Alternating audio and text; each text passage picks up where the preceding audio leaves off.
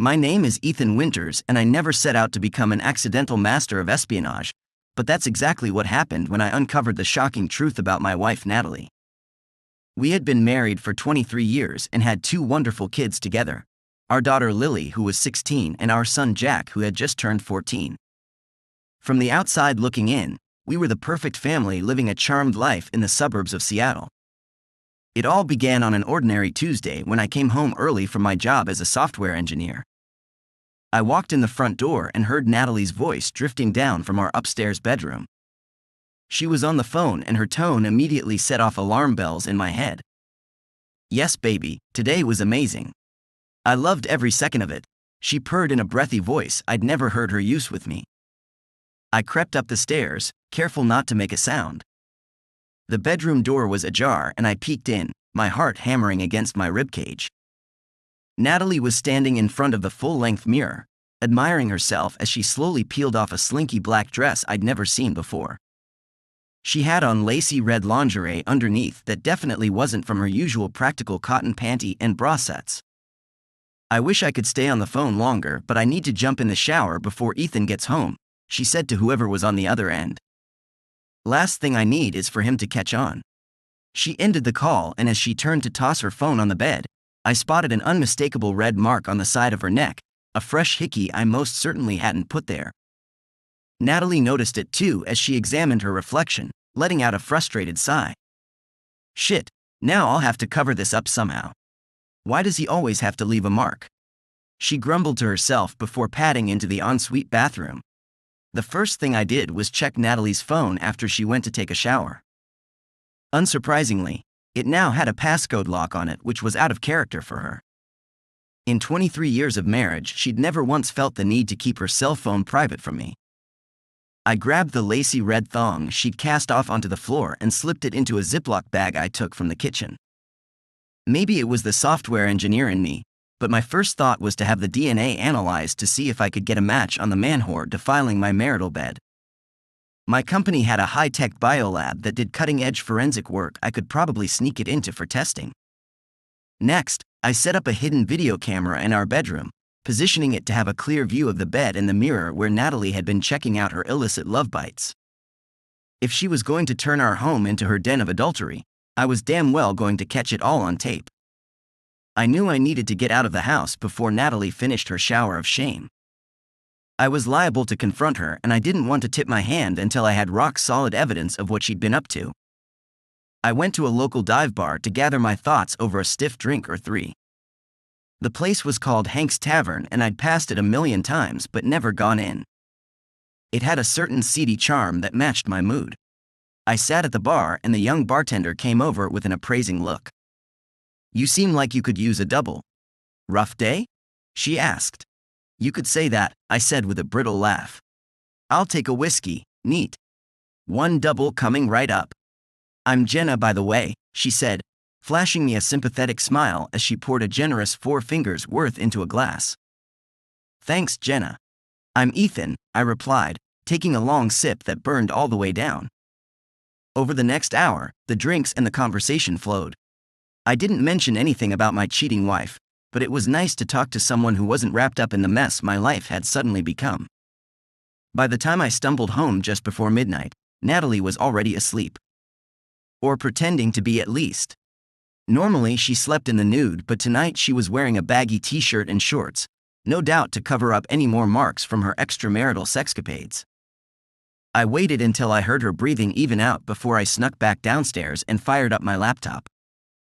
I remotely accessed the camera I'd planted in our bedroom and started scouring through the day's footage. Most of it was unremarkable, but there was a telling clip from right after I'd left and Natalie had gotten out of the shower. She dropped her towel in front of the mirror and thoroughly examined the love bite on her neck, poking and prodding at it with a frown. As if that wasn't incriminating enough, she then rummaged through her underwear drawer and pulled out an entire collection of skimpy bras and panties I'd never laid eyes on before. She took her time selecting a matching black lace set and then hid the rest back in the drawer, underneath her sensible cotton undies. I felt rage and nausea swirl in my gut as I watched my wife prance around in lingerie that was clearly for another man's enjoyment. I had seen enough to know that this was far from a one-time lapse in judgment.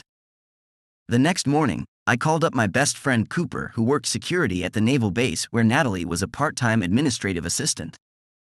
Cooper was a no-nonsense former Marine who had a real talent for sniffing out bullshit. It was what made him so good at his job. "Co-op, I need your help with something. It's a sensitive situation, but I don't know who else to turn to," I said when he picked up. "Of course, brother, whatever you need. You know I always got your six," he replied without hesitation, using the military slang for having someone's back. I filled him in on everything that had transpired in the last 24 hours, from walking in on Natalie's incriminating phone call to capturing her inspecting her cheating body on hidden camera. To his credit, Cooper listened without judgment, even letting out a low whistle when I got to the part about her secret lingerie collection. "Damn, Ethan, that's heavy. I'm so sorry you're going through this, man. But we'll get to the bottom of it, I promise you. Nobody pulls one over on a Winters on my watch," he vowed. Cooper had a deeply personal stake in this particular brand of betrayal. His ex-wife Hannah had done the same thing to him a few years back. She'd been stepping out with some puffed-up local accountant, stringing Cooper along while she got her thrills elsewhere. It had damn near destroyed him when he found out. The divorce had been long and brutal and contentious. But he'd come out stronger in the end. And now he was determined to guide me through the same trial by fire. Listen carefully, here's what we're gonna do. Rule number 1, trust no one except me. Anyone could be conspiring to cover Natalie's tracks or could have known what she was up to this whole time. Compartmentalize this shit, alright? Got it. Trust no one, except you, I affirmed. Good. Now, we need to deploy some more sophisticated surveillance to really map her movements and communications. I'm talking GPS tracker on her car, voice-activated recorders in your house and her vehicle, keylogger on her computer to capture texts and emails. The works. We mount a full-fledged domestic espionage campaign until all her dirty secrets are out in the open. It felt surreal to be plotting to spy on my own wife, but I knew Cooper was right. Half measures weren't going to cut it, not with how long Natalie had clearly been deceiving me. It was time to treat this like a special ops mission and get to the truth by any means necessary. I'll get you all the gear and tech you need. Used to be real spook work, but a lot of it you can get at any electronics store these days. Scary how easy it is to play private eye, isn't it? Cooper said. You're telling me. Feels like I'm living in a damn Lifetime movie thriller, I sighed, scrubbing a hand over my stubble. But Coop, I appreciate you going above and beyond like this. I know it can't be easy given your history. I told you, Ethan, I got your back. Us military guys need to stick together. You're like a brother to me. And I'll be damned if I let some two-timing harlot put you through the same meat grinder I went through with Hannah. This time, we're gonna come out on top and she won't even see it coming, he said fiercely. With the help of my man on the inside, I threw myself into investigating Natalie's duplicitous double life. Through the GPS logs, I traced every one of her suspicious errands and appointments. Before the week was out, I had mapped an airtight timeline of her entire affair. The computer keylogger and voice recorders provided the final missing pieces of the puzzle. I learned my wife's paramour was a scumbag named Blake Peterson who worked in some vague defense contractor role at the naval base. He had a wife and 2 young daughters at home while he snuck around seducing his coworkers. I captured incriminating snippets of conversation between Natalie and her enabling BFF Chelsea, dissecting the details of her trysts and mocking me for being clueless. Under the guise of installing a new Wi-Fi booster, I loaded spyware onto Natalie's laptop that gave me a front-row view to all her risque sexting sessions with Blake and calculated plans to throw me off their scent. Worst of all were the emails she sent him waxing poetic about their explosive sexual chemistry, but claiming his inability to commit was why she had to content herself by playing house with boring old Ethan.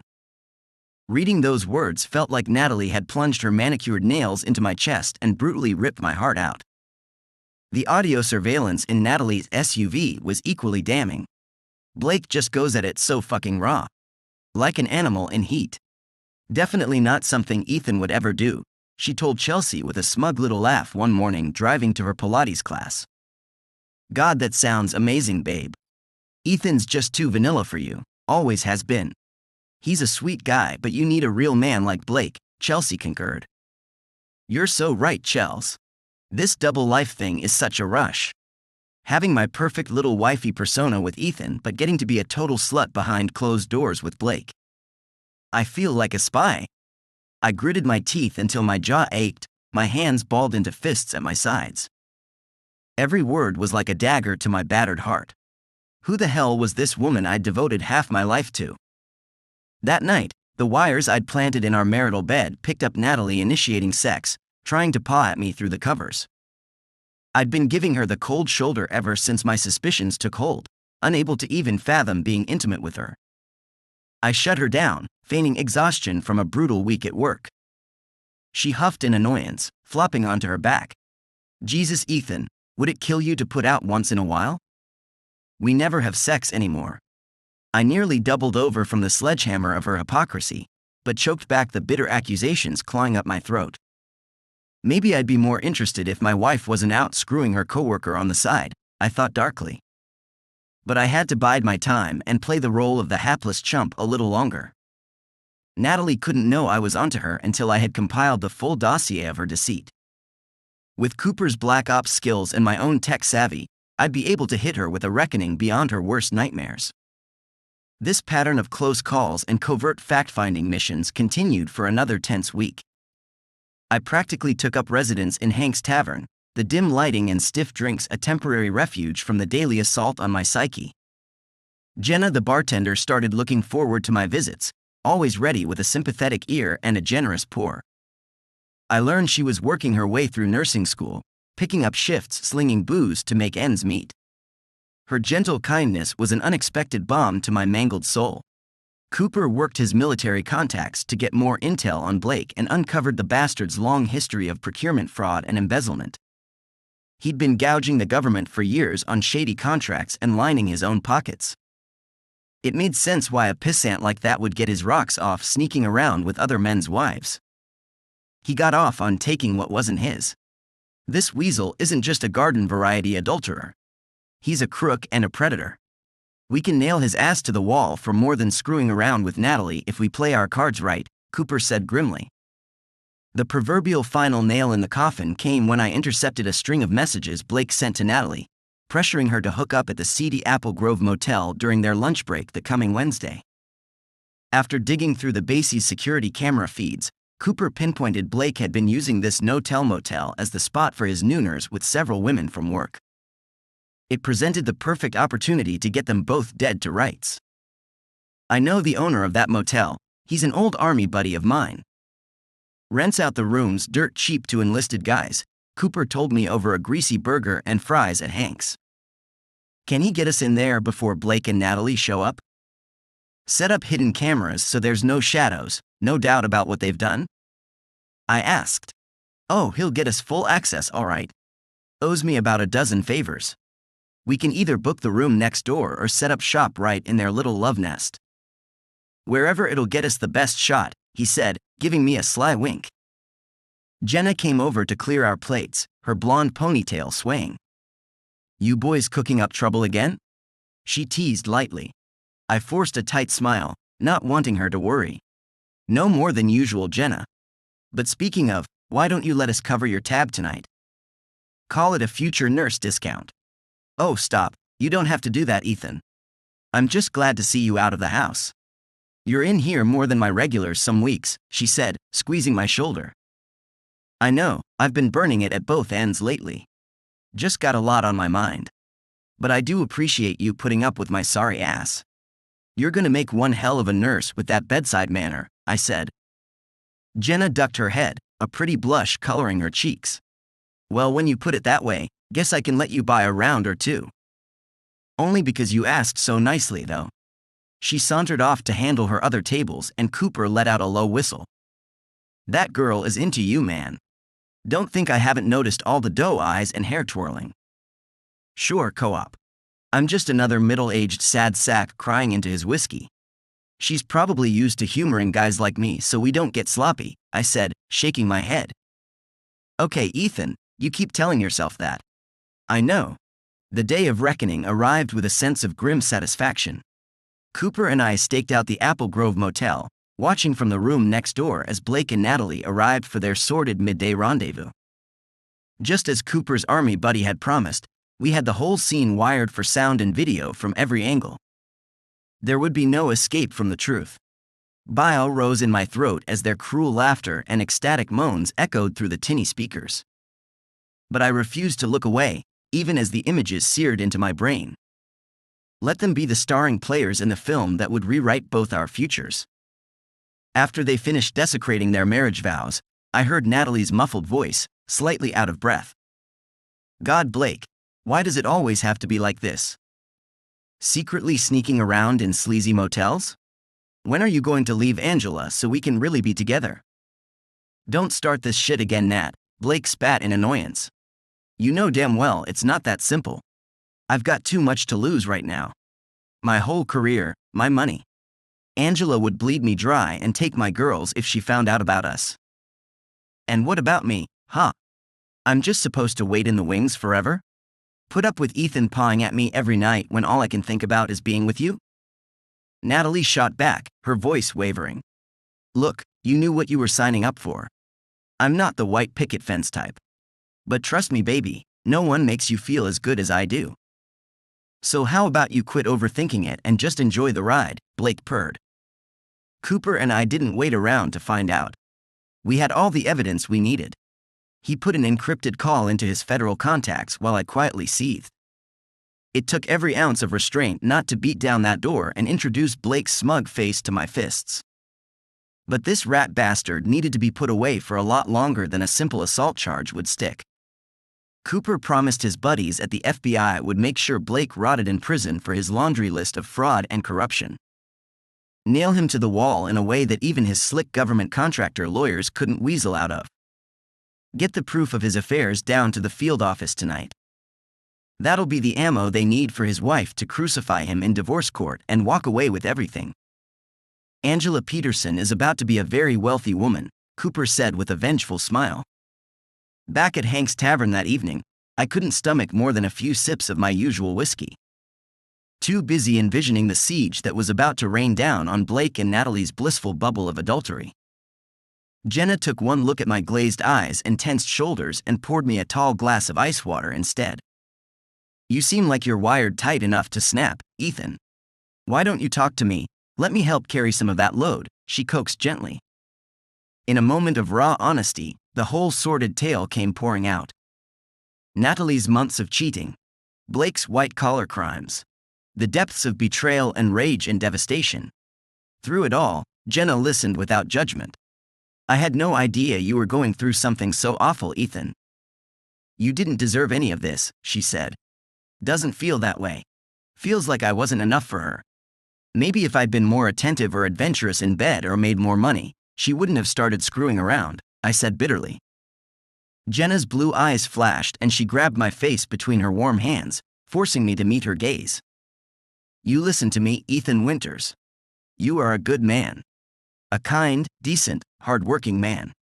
And that is enough, do you hear me? Natalie was selfish and cruel to do this to you and your kids. Her mistakes are not a reflection of your worth. Thank you, Jenna. You've been such an unexpected light in all this darkness, I murmured. She smiled, but it was tinged with a sadness I couldn't quite place. I know a thing or two about being broken by the people who are supposed to love you most. I would never wish that pain on anyone else. The moment passed and she was all business again. Now, can I get you something to eat? You're no good to anyone if you pass out from an empty stomach. I managed a weak chuckle. Yeah, you're right. Burger and fries sounds perfect right about now. By the time I left Hank's that night, some of the darkness had begun to recede. With the truth firmly in my grasp and the wheels of justice starting to turn, I felt a sense of purpose return. Blake and Natalie had no idea the storm that was about to engulf them. Cooper's predictions proved spot on.